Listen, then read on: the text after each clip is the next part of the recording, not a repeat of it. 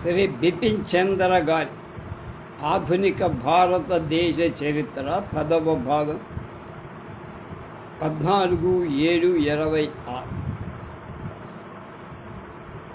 ఐరోపియా అదే ఇంగ్లీష్ వాళ్ళ సామ్రాజ్యం ఇక్కడ ఎలా ఏర్పడిందో దాన్ని చెప్తున్నాడు. డచ్ వాళ్లకు భారతదేశం మీద దృష్టి లేదు. సుగంధ ద్రవ్యాల ఉత్పత్తి అయ్యే ఇండోనేషియా దీవుల మీద వాళ్ళ ప్రధానంగా దృష్టి పెట్టారు. వెంటనే పోర్చుగీసుల్ని మలయా ఇండోనేషియా దీవుల నుండి తరిమారు. ఇండోనేషియా దీవుల్లో స్థావరాలు స్థాపించుకొని స్థిరపడటానికి ఉద్యుక్తులైన ఇంగ్లీషు వాళ్ళని 1623లో ఓడించారు. ఆ కాలంలో డచ్ వాళ్ళు ఆసియా వ్యాపారంలో అతి ముఖ్యమైన లాభదాయక ప్రాంతాలు విజయవంతంగా స్వాధీనం చేసుకున్నట్టు తెలుస్తోంది. అయినా వాడు భారతదేశంలో వ్యాపారాన్ని పూర్తిగా విడిచిపెట్టుకోవాలి.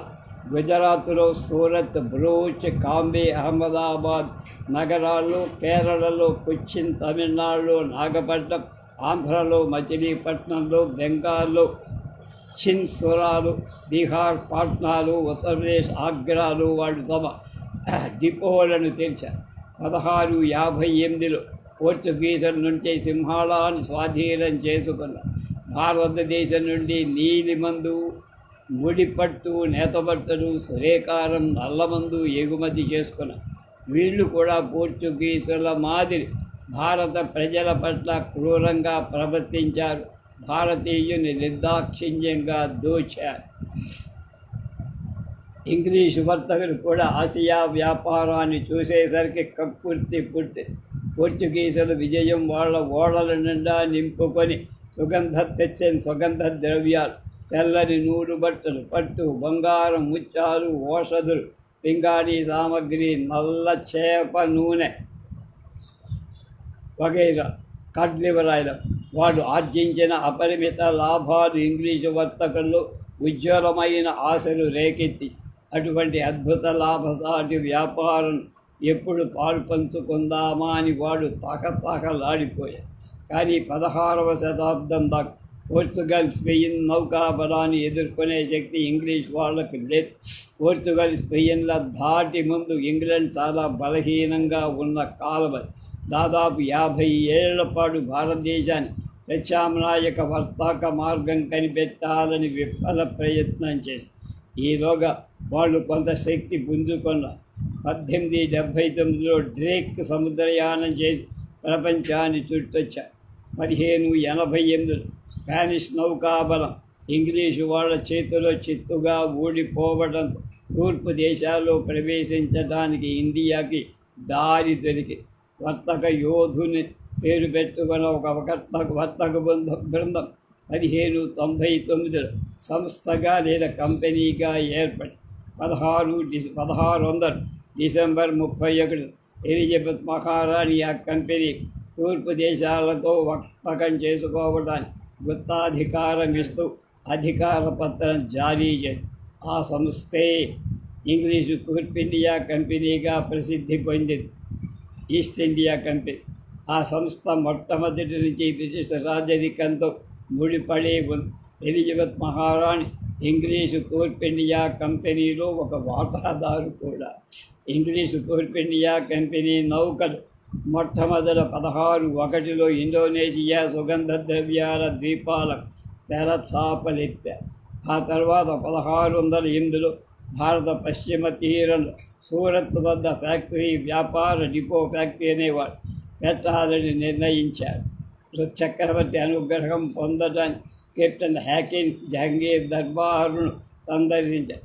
మొదట కెప్టెన్ హాకిన్స్ దర్బార్లో ఉచిత మర్యాదలన్నీ జరిగి మన్హాట్ హోదాలో, మున్సబ్ హోదాలో పాటు జాగీర్ కూడా ప్రసాదించబడి, కానీ పోర్చుగీసుల కుతంత్రాల వల్ల చక్రవర్తి కెప్టెన్ హాకిన్స్ను ఆగ్రా నుండి బహిష్కరించి దాంతో మొఘల్ దర్బార్లో పోర్చుగీసుల పలుకుబడి తుదముట్టిస్తే తప్ప మొఘల్ ప్రభుత్వం నుంచి రాయితీలు రాబట్టడం సాధ్యం కాదని ఇంగ్లీష్ వాళ్ళకు అర్థమైపోయింది. 1612లో ఒకసారి, ఆ తర్వాత మళ్ళీ 1614లో ఇంగ్లీష్ వాళ్ళు సూరత్ సమీపంలో పోర్చుగీసు నౌకాదళాన్ని ఓడించారు. సముద్ర జలాలు పోర్చుగీసుల బలాలు తిప్పి కొట్టడానికి ఇంగ్లీష్ వాళ్ళని ఉపయోగించుకోవచ్చనే భావం మొఘలుల కలగటానికి ఇంగ్లీషు వారి ఈ విజయాలు కారణమై అయితే విదేశీ కొనుగోలుదారుల మధ్య పోటీ భారతీయ వర్తకులకు తప్పకుండా లాభిస్తుందనే భావం కూడా ఉంది. పర్యవసానంగా ఇంగ్లీషు తూర్పు ఇండియా కంపెనీ పడమటి కోస్తాలు అనేక చోట్ల డిపోలు తెరవడానికి ప్రభుత్వ ఫర్మానా లభించింది, అంటే ఆర్డర్. ఆ ఫర్మానాతో ఇంగ్లీష్ వాడు తృప్తి పడల 16-15 ఇంగ్లాండ్ రాయబారి సర్ థామస్ రో మొఘల్ దర్బారు సందర్శించారు. నౌకా బలంతో భారతదేశం బలహీనతంగా ఏతను ఆధారంగా చేసుకొని ఎర్ర సముద్రం దానికి మక్కాకు పయనించే భారత నౌకని వేధించుకుంటూ ఇంగ్లీష్ వాళ్ళు మొఘల్ అధికారుల మీద అనేక విధాల ఒత్తిడులు పెంచారు. ఆ అభ్యర్థన బెదిరింపులు కలగలిపి మొఘల్ సామ్రాజ్యంలో ఎక్కడైనా ఇంగ్లీష్ తూర్పు ఇండియా కంపెనీ తమ సరుకుల నెలకొల్పుకోవడానికి పోర్చుగల్ సర్ థామస్ చక్రవర్తి చేత ఫర్మానా జారీ చేయించుకోగలి. రో సాధించిన ఈ విషయంలో పోర్చుగీసుకు కడుపు మండిపోయి పోర్చుగీసులకు ఇంగ్లీషు వాళ్ళకి మధ్య 1630లో భీషణ యుద్ధం ప్రారంభం. 1630 నాటికి ఉభయుల మధ్య శత్రుత్వం ఆగిపోయి ఇంగ్లాండ్ రాజు 2వ చార్లెస్ పోర్చుగల్ రాకుమారిని వివాహం చేసుకున్న కారణంగా 1662లో పోర్చుగీసులు బొంబాయి దీన్ని చార్లెస్ రాజుకు కట్నంగా ఇచ్చేశారు. కడపడి పోర్చుగీసులు భారతదేశంలో గోవా, డయ్యూ, డామన్లను వదిలే తప్ప తక్కిన స్థావరాలన్నీ పోగొట్టుకున్నారు. పోర్చుగీసు పతనం డచ్చి వాళ్లకు ఇంగ్లీష్ వాళ్లకు మహారాష్ట్రులకు లాభించి మహారాష్ట్రలో 1739లో పోర్చుగీసు వ్యాపార స్థావరాలైన సాల్సెట్టి బేసిన్లను ఆక్రమించుకున్నారు. 1668లో హుగ్లీ నదీ తీరంలో యూరోపియన్లు నిర్మించిన వ్యాపార కేంద్రం, అందులోని ఆఫీసులు, బళ్ళు ఇండోనేషియా దీవుల్లో సుగంధ ద్రవ్యాల వ్యాపారాన్ని పంచుకోవటం మీద ఇంగ్లీష్ వాళ్ళకి డచ్చి వాళ్ళకి మధ్య సంబంధాలు చెడాయి. చివరి డచ్చివాడు ఇంగ్లీషు వాళ్ళని సుగంధ ద్రవ్య ద్వీపాల నుంచి తరిమేశారు.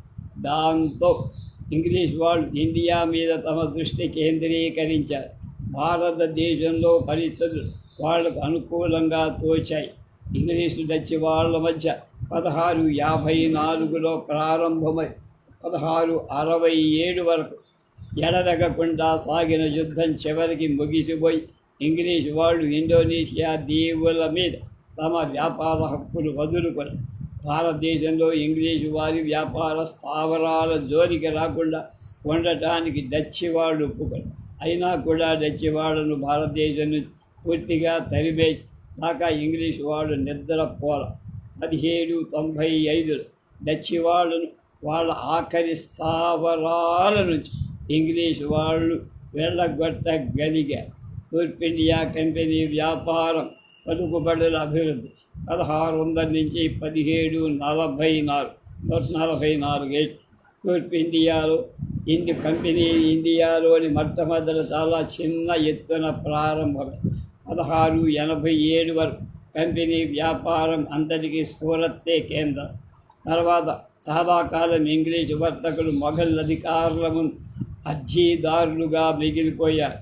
మొఘల్ చక్రవర్తి దయ వల్ల 1623 నాటికి వారు సూరత్, బ్రోచ్, అహ్మదాబాద్, ఆగ్రా, మచిలీపట్నాలలో తమ సరుకుల డిపోలు తెరిచారు. అయితే మొట్టమొదటి నుంచి కూడా ఇంగ్లీషు వర్తక సంస్థ తన వ్యాపారాన్ని రాజకీయ చతురతని యుద్ధంలో భూ ఆక్రమంగా జరిపే నిజానికి 1619లోనే సర్ థామస్ రో ఇంగ్లీష్ అధికారులకు ఒక సలహా చెప్పాడు. భవిష్యత్తులో భారతదేశంతో బ్రిటిష్ సంబంధాలు రూపుదిద్దుకోవాల్సిన నమూనా ఆయన సలహా ప్రాతిపాదిక పనిచేసి ఆ సలహా ఏమిటో ఆయన మాటల్లోనే ఒక చేత ఖడ్గం, మరొక చేత రాజదూత దండం, పట్టుకొని ఈ ప్రజల్ని బుద్ధిగా ఉంచచ్చని నాకు తెలుసు. ఈ విషయంలో నేను మీకు హామీ ఇస్తున్నా అని రాశాడు సర్ థామస్ రో. మనం ఏ ఆధారం నమ్ముకొని పని ప్రారంభించాము, ఏ ఆధారంతో మనం బతకగలుగుతాం, దాని మీదనే ఇంగ్లీష్ వాడు ఆధారపడాలి అన్నాడే. దాని పేరే భయం. అంటే భయపెట్టాలి. పామంటే భయం అనేది ఉంటేనే నెగ్గుకు రాగలమని చెప్పారు. 1625లో కంపెనీ అధికారులు సూరత్లో తమ ఫ్యాక్టరీ చుట్టూ కోట కట్టుకోవాలని ప్రయత్నించారు.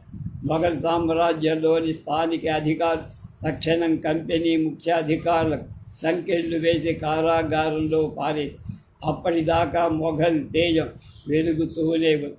అలాగే వాళ్ళు మొఘల్ నౌకల మీద దారి దోపిడీకి తెగించినప్పుడు దానికి ప్రతీకారంగా మొఘల్ అధికారి కంపెనీ అధ్యక్షుడు ఆయన కౌన్సిల్ సభ్యుల్ని వెంటనే జైల్లో వేశారు. 18,000 పౌండ్ జరిమానాగా చెల్లించగా వాడు విడుదలయ్యారు. ఇంగ్లీషు వాళ్ళకి దక్షిణాది పరిస్థితులు అనుకూలంగా అనిపించాయి. ఏం చేదంటే అక్కడ శక్తివంతమైన స్వదేశీ ప్రభుత్వాన్ని ఎదుర్కోవాల్సిన ఇబ్బంది లేదు. 1655 1565 విజయనగర మహాసామ్రాజ్యాస్తమం అయింది.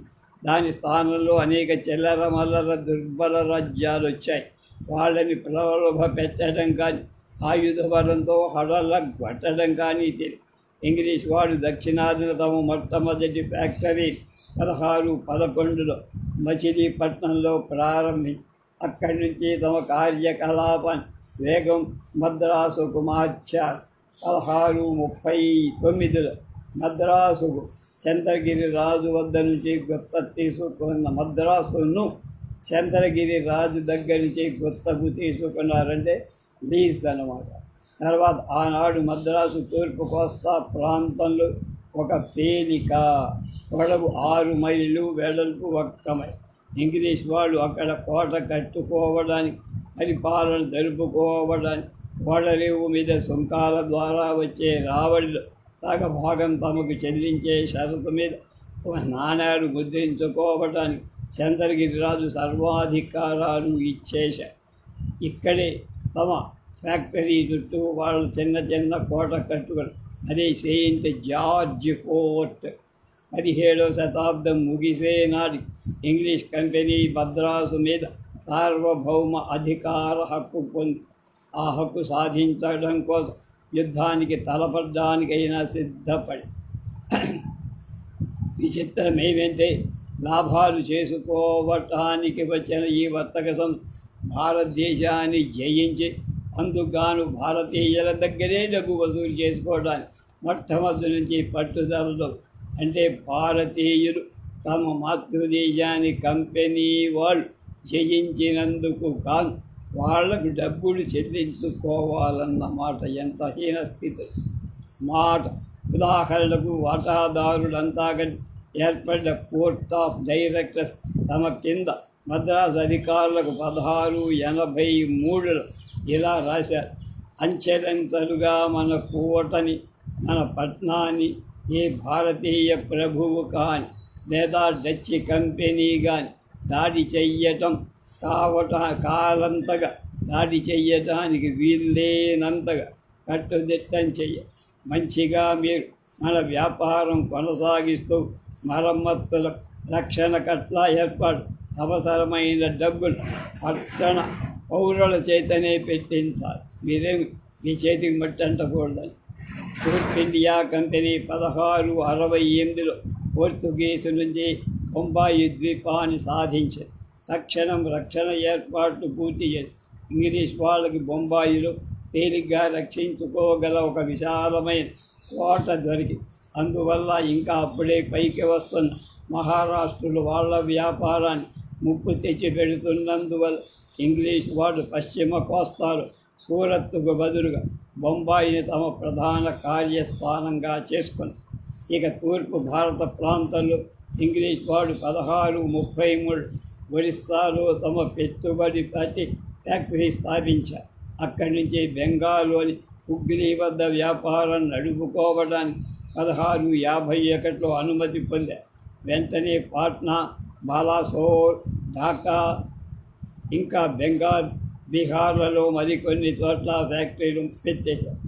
బెంగాల్ కూడా తమకు స్వతంత్ర వ్యాపార స్థావరం కావాలని ఇంగ్లీష్ వాళ్ళ కోరికకు బట్టి అట్టే కష్టపడకుండా వ్యాపారంలో కలిసి రావటం వల్ల మద్రాస్, బొంబాయిలో స్వతంత్ర రక్షిత స్థావరాల్ని స్థాపించుకోవడం వల్ల మొఘల్ చక్రవర్తి ఔరంగజేబ్ మహారాష్ట్ర దండయాత్రలు తలమునకలై ఉండటం వల్ల ఇంగ్లీష్ వాడు అణకువ ప్రదర్శించే తమ అర్జీదారు పాత్రని చేశారు. భారతదేశంలో రాజకీయ అధికారాన్ని స్థాపించుకోవాలని కలగల. రాజకీయాధికారం ద్వారా మొఘలుల మెడలు వంచి ఇష్టానుసారంగా వ్యాపారం నడుపుకోవడానికి వీరం చౌకగా ప్రియంగా కొనుక్కునే స్థానికులు బలవంత పెట్టవాలి. వ్యాపారంలో పోటీకి దిగిన యూరప్ ప్రత్యర్థులు బయటికి నెట్టేయాలి. స్వదేశ రాజుల రాజ్య విధానాన్ని ఖాతరు చెయ్యకుండా తమ వ్యాపారాన్ని సర్వస్వతంత్రం చేసుకో. వీటన్నిటితో రాజకీయాధికారం ద్వారా భారతదేశ ఆదాయాన్ని సొంతం చేసుకొని ఆదాయ వనరులతోనే దేశం మొత్తాన్ని జయించడం కూడా సాధ్యమవుతుంది.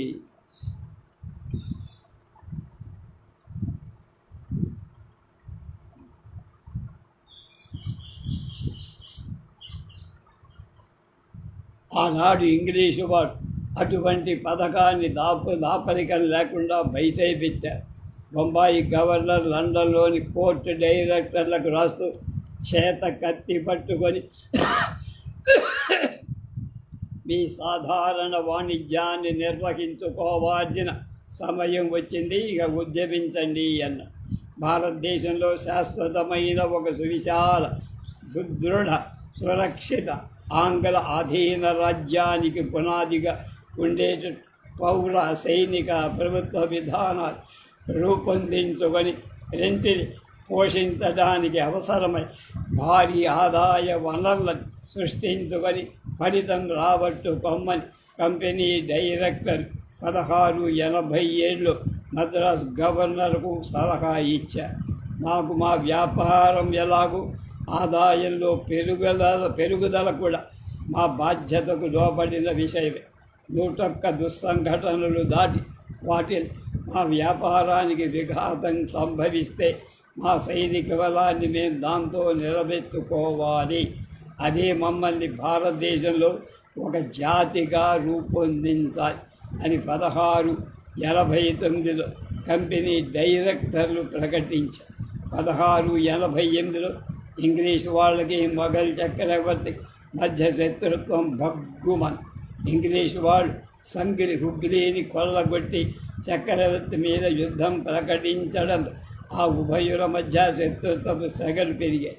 వాళ్ళు పరిస్థితిని తప్పుగా అర్థం చేసుకొని మొఘల్ బలాన్ని ఎక్కువగా అంచనా కట్టారు. ఔరంగజేబ్ మొఘల్ సామ్రాజ్యం ముందు తూర్పు ఇండియా కంపెనీ బలగం బ్రహ్మాస్త్రం బారిపడ్డ పిచ్చుక అయిపోయింది. ఆ యుద్ధం ఇంగ్లీషు వాళ్ళని పూర్తిగా విధ్వంసం చేసి మొఘలుడు ఇంగ్లీషు వాళ్ళని బెంగాల్లో వాళ్ళ ఫ్యాక్టరీల నుంచి తరిమి కొట్టి వాళ్ళు గంగా ముఖద్వారంలో రోగాల పుట్టగా మారి ఒక దీవిలో తలదాచుకోవాల్సి వచ్చి సూరత్, మచిలీ, విశాఖలలో ఇంగ్లీషు ఫ్యాక్టరీలు మొఘలుడు ఆక్రమించుకున్న బొంబాయి కోట ముట్టడించారు. మొఘల్ శక్తిని ఎదుర్కోగలిగే పాటు సత్తా తమకు ఇంకా రాలేదని వాళ్ళు అప్పటికే గ్రహించారు. మళ్ళీ అర్జీదారుల అవతారం ఎత్తాడు. అంటే భిక్షం తాము చేసిన నేరాన్ని క్షమించమని చేతులు జోడించారు. స్వదేశరాజులు రక్షణ కింద తాము మళ్ళీ వ్యాపారం ప్రారంభించడానికి సిద్ధంగా ఉన్నామని చెప్పారు.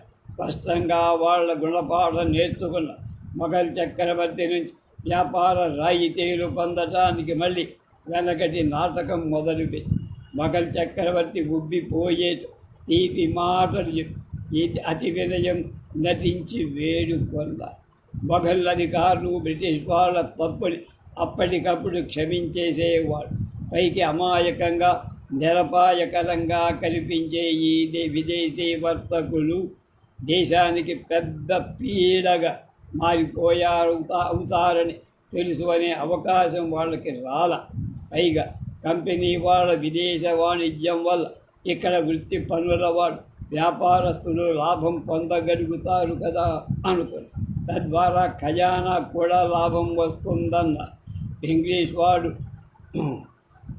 పదాతి బలంతో బలహీనంగా ఉన్న నౌకాబలంలో దిట్టగా ఆరితేరి ఉన్నారు.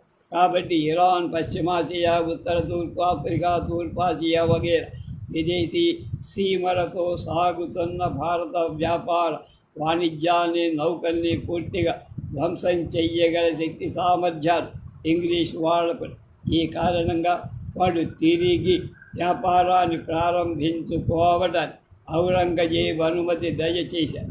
నష్టపరిహారం కింద 1,50,000 రూపాయలు వాళ్ళ చేత కక్కించాడు.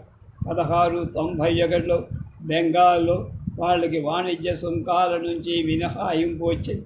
ఆ రాయితీకి ప్రతిఫలంగా వాడు ఏటా 3,000 రూపాయలు మొఘల్ ప్రభుత్వానికి కప్పం కట్టడానికి ఒప్పుకున్నాడు. 1698లో సుతావతి, కలికత, గోవిందపూర్ అనే 3 గ్రామాల మీద కంపెనీ జమీందారీ హక్కు సంపాదించింది. ఆ జమీలోనే వాడు పోర్టు విలియం కట్టుకున్నాడు. ఆ 3 గ్రామాలు క్రమేణా పెరిగి మహాపట్టణాలయ్యాయి.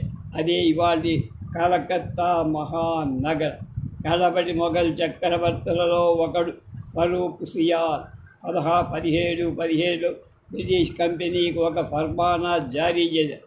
1691లో ఇంగ్లీష్ వాళ్ళకి ప్రసాదించబడ్డ ప్రత్యేక హక్కులు ఈ ఫర్మానా ఖాయం చేసి ఆ ప్రత్యేక హక్కుల్ని గుజరాత్, దక్కన్లకు పొడిగించింది.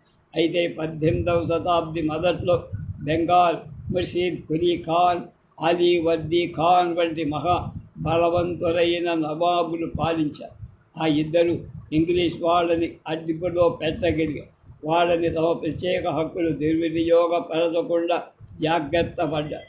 కలకత్తాలో వాడు తమ ఫ్యాక్టరీ చుట్టూ రక్షణ కట్టుదిట్టాలు ఎక్కువ చేసుకోవడానికి నవాబులు అనుమతి ఇవ్వాలి.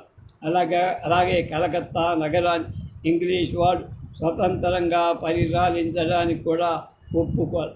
ఈ ఒక్క చోట మాత్రం ఇంగ్లీష్ వాడు నవాబు కింద కేవలం జమీందారులుగా రాజ్యాధికారం గురించి కంపెనీ వాళ్ళ ఆశలు తలకిందులైన వాణిజ్యం కనీ విని ఎరగనంతగా పెరిగి 1708లో ఇండియా నుండి ఇంగ్లండ్ చేరిన దిగుమతుల విలువ 5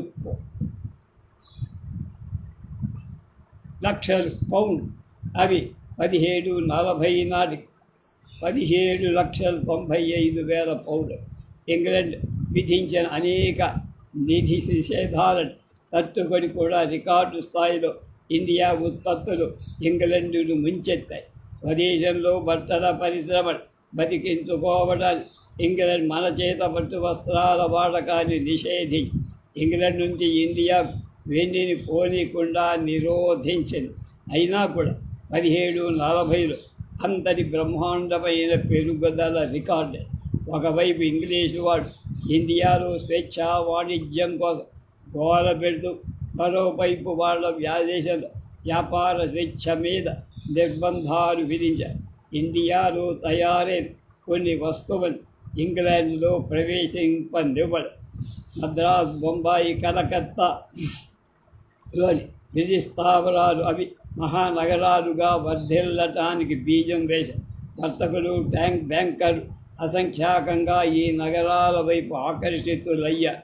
అక్కడ నూతన వాణిజ్యావకాశాలు పుష్కలంగా అందుబాటు కావడం దాని కొంతగా మొఘల్ సామ్రాజ్య పతనం తర్వాత వేరే చోట అస్థిమిత పరిస్థితులు, భద్రతా రాహిత్యం ఉండటంతో అంత ఎక్కువ మంది ఆ నగరాలకు ఎగరబడి 18వ శతాబ్ది నడిమి కాలం నాటి మద్రాసు జనాభా 8 లక్షలు, కలకత్తా జనాభా 2 లక్షలు, బొంబాయి 70,000కు బెక్కు. ఈ 3 నగరాల్లో బలిష్టమైన కోటలతో కూడిన పటిష్టమైన బ్రిటిష్ స్థావరాలు ఉన్నాయి. నౌకాయానానికి అనువుగా ప్రక్కన సముద్రం మీద వాళ్ళని సవాలు చెయ్యగలవాడు ఎవ్వడు లేడు. సవాలు చెయ్యగల నవాబు లేడు అనొచ్చపడు. కాబట్టి ఎప్పుడైనా ఏ భారతీయ రాజుతోనైనా సంఘర్షణ వస్తే, ప్రజ్వరిల్లితే ఇంగ్లీష్ వాళ్ళు ఈ నగరాన్ని వదిలిపెట్టి తుర్రున సముద్రంలోంచి తప్పుకుపో. దేశంలోని రాజకీయ కల్లోల పరిస్థితులు తమకు అనుకూలంగా తప్పుకునే సదవకాశం కలిసి వచ్చిన రోజు ఇంగ్లీష్ వాళ్ళు భారతదేశాన్ని జయించడానికి వ్యూహాత్మక ప్రాముఖ్యం కలిగి ఈ నగరాలను సాగుడు పలకలుగా ఉపయోగించవచ్చు. కంపెనీ అంతర్నిర్మాణం గురించి రేపు